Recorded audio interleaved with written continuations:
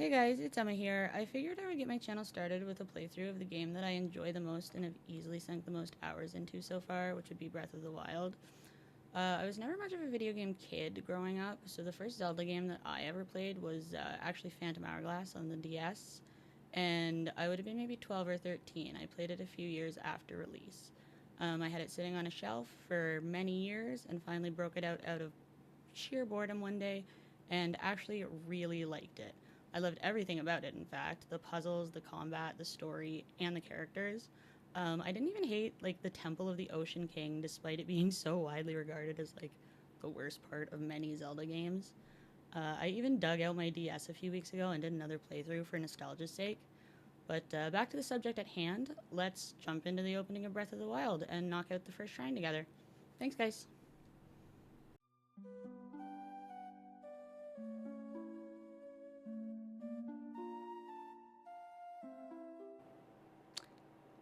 Starting in the Shrine of Resurrection in our panties always tickles my heartstrings in just the right way, no matter how many times I've restarted this game. In my defense, I haven't actually touched my Switch in a handful of months, so I'm out of practice here with this game, and my hands feel pretty clunky on the controller in general, and I'm sure it's going to take me a little bit of time to readjust. So now I'll just take my Zelda Pokedex and get going.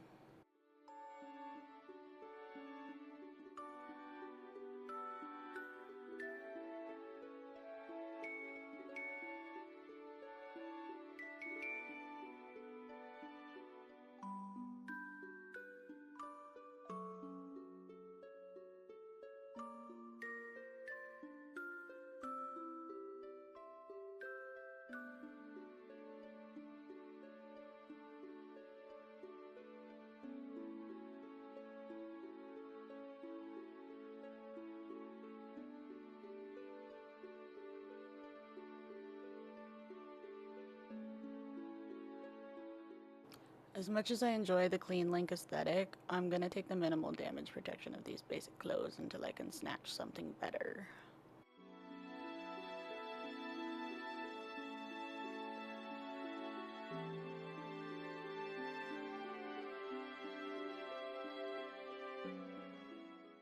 I'm just gonna hold my Sheikah Slate up to the pedestal here in the first of many activation cutscenes. Kind of surprises me that there's no Sheikah Slate amiibo. It feels like a missed opportunity to be able to like upgrade your slate in game.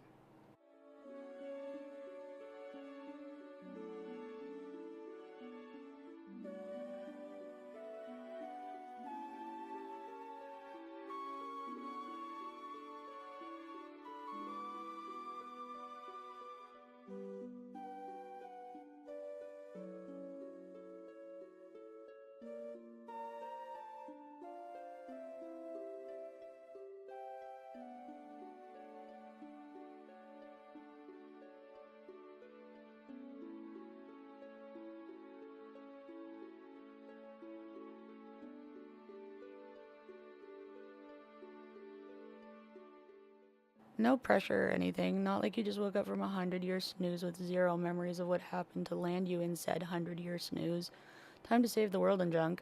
Now, I will admit, because I'm a creature of habit, there are a few little things I do during this opening bit of game that have no purpose, other than I always do it.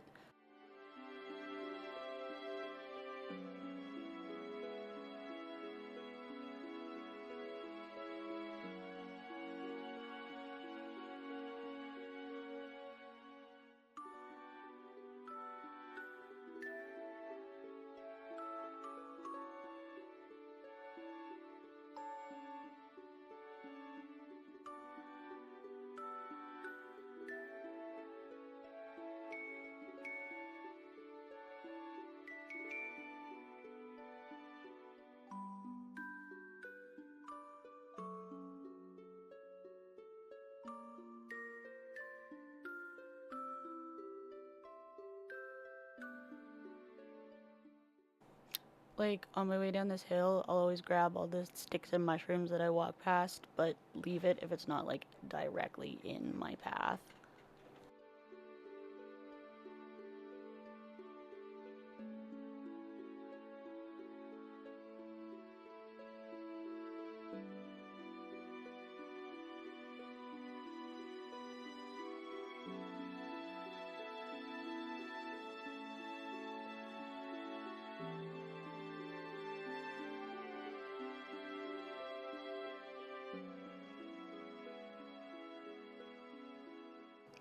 Then you gotta roll the big rock down the hill.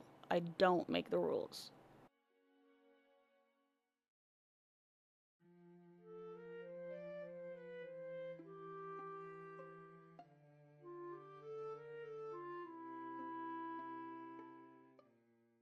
And then it's super obvious here how much I was struggling to get a handle on the controls again, very awkwardly.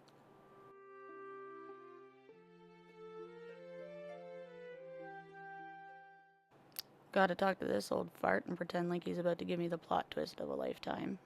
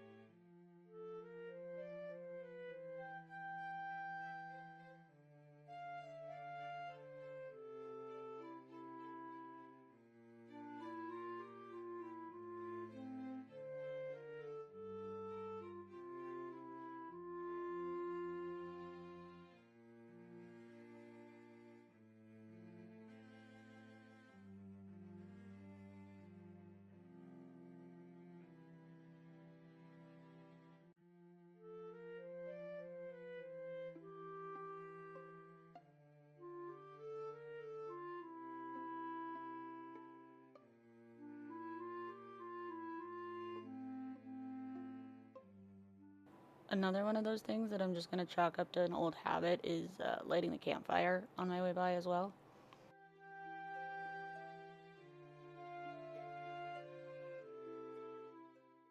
At this point, I like making my way over to the Temple of Time just to collect some weapons and monster parts along the way.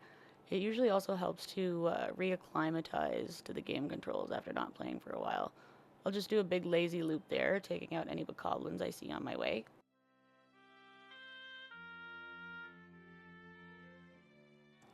Not gonna lie, this guy kind of crept up on me, but for the first enemy, I think I did just fine, even though I almost lost my spoils off the side of a cliff.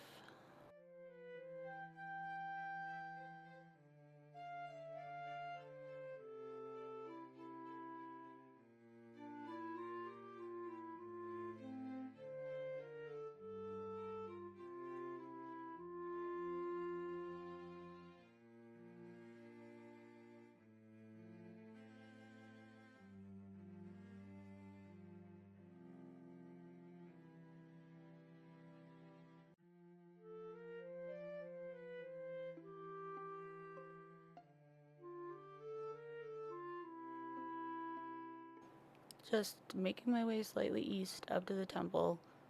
I don't actually remember a choo-choo falling out of this tree, but whatever.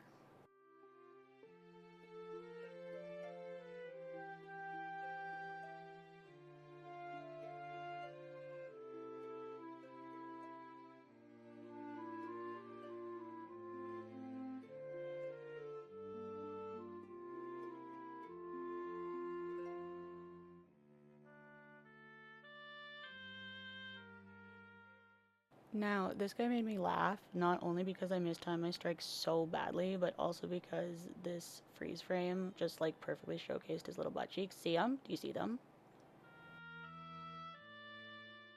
Anyways, after showing my husband how much detail they put into bokoblin butt cheeks, I proceeded to kick his ass with his own club, which is one of my absolute favorite parts of this game.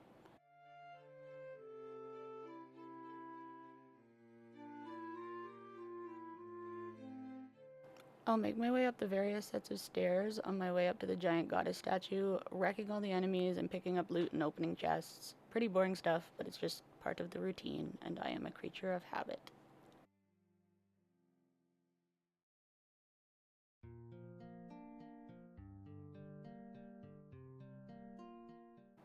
But yeah, I collect what ancient parts I can find and keep making my way upwards.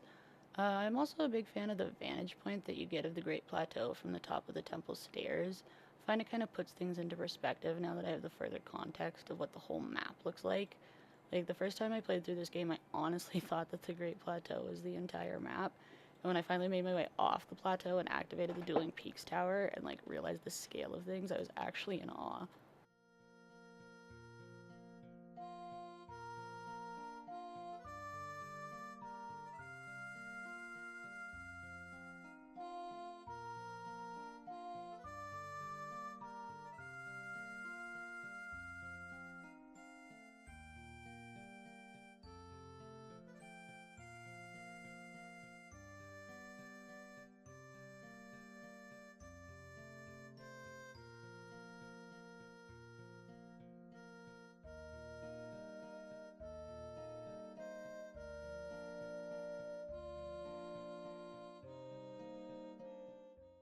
I'll slowly make my way in the right direction towards the Sheikah tower that's still buried.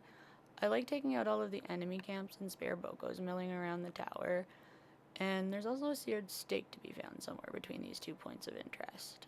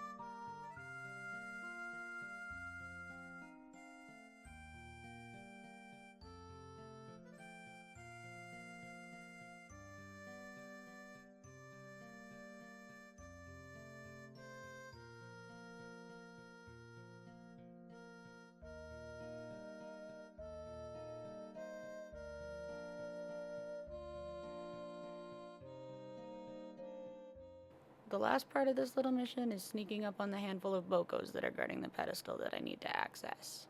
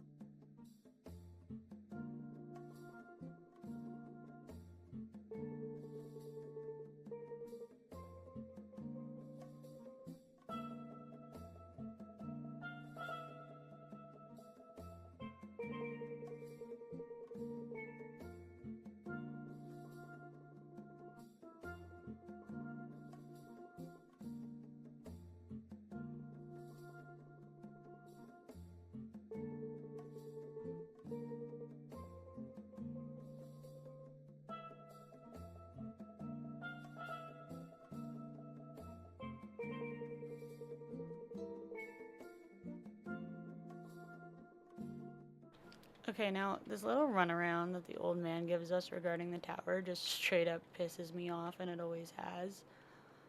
It kind of feels like he's just proving that his is bigger and he can make you do whatever he wants. Either way, I'd like to progress the story, so I'll do what he says like a good girl. But I'm gonna whine about it the entire time. So now that we've gotten the towers raised, we have to do even more runaround for the old fuck.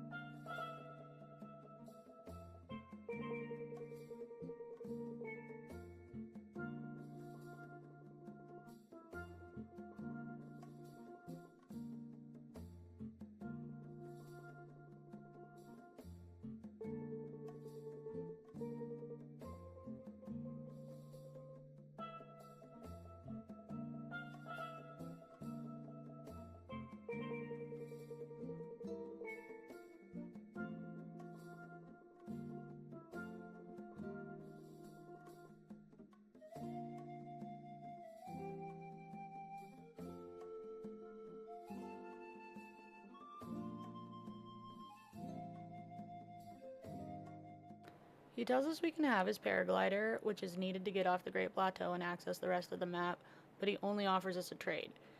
He wants the treasure we dig out of a shrine in exchange for his glider, which seems like a fair deal, but once you actually finish the shrine and retrieve his treasure, the old man fudges the deal and says that now he wants you to complete 3 more shrines before he's going to give you the glider. And to do this, you have to go back up the tower to scope out the 3 remaining shrines on the plateau. However, he reveals that you can fast travel to the top of the towers and entrances to any shrine that you've scouted and that has appeared on the map so far. So that helps significantly cut back on how much time we're going to spend getting back to the top of the tower.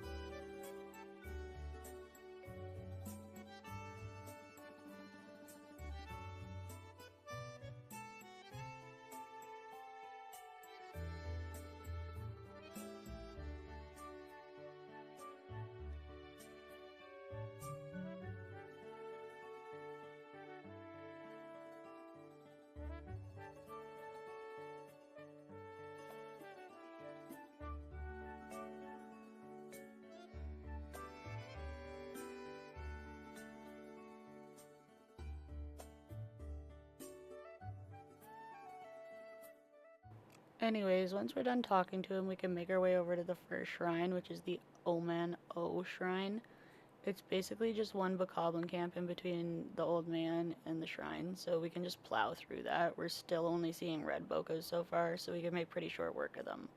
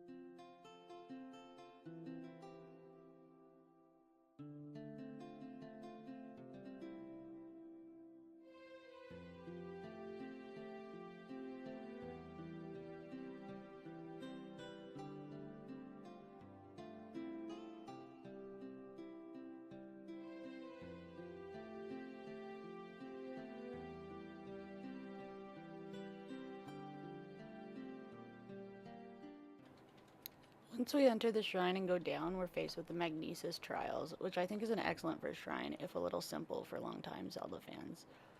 Start by distilling the rune, and then go ahead and use said fancy new rune to lift the giant metal panels on the floor and hop in.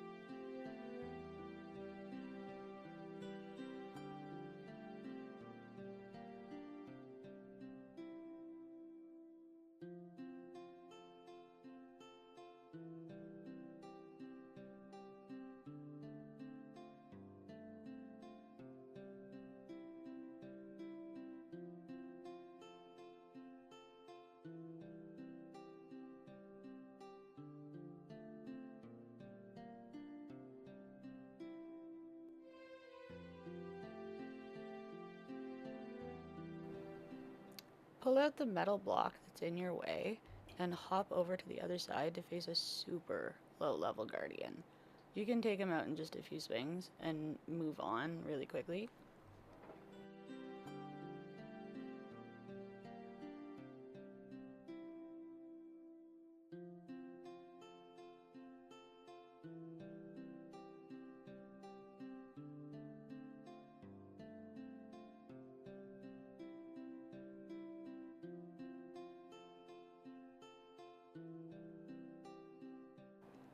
To using these large metal planks to build yourself a little bridge across the gap.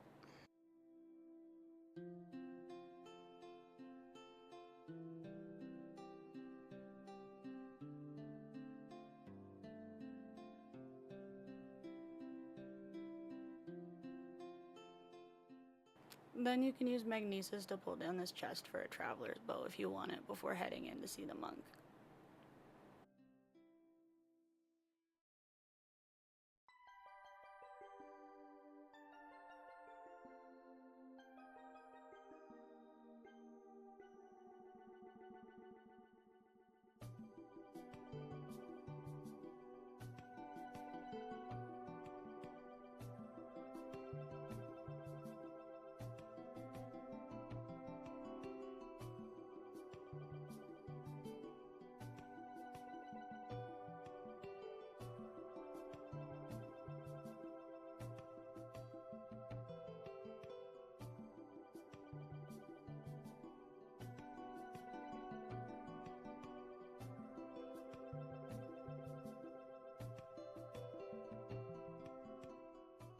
This is when the old man pulls his sketchy shit and tells you that he's not reneging the deal, but he wants more spirit orbs before he's willing to hand over his precious glider.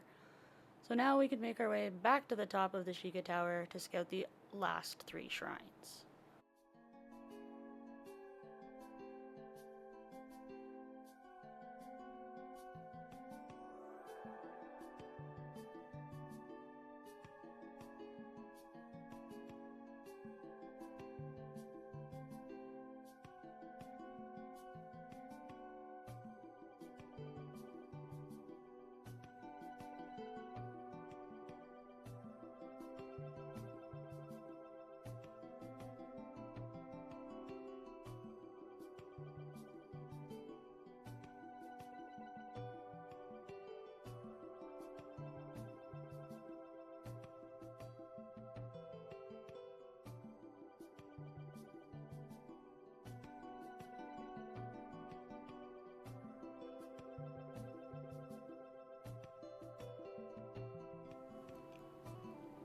So that's it for Shrine Wrecked, as usual. I'm really looking forward to filming the rest of this series, and I'm even excited just to finish the Great Plateau with y'all.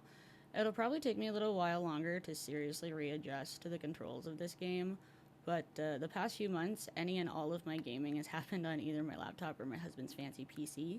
That thing runs Stardew Valley like nobody's business. But that's going to be a wrap on everything for this video, and I will see you for the rest of the shrines on the Great Plateau.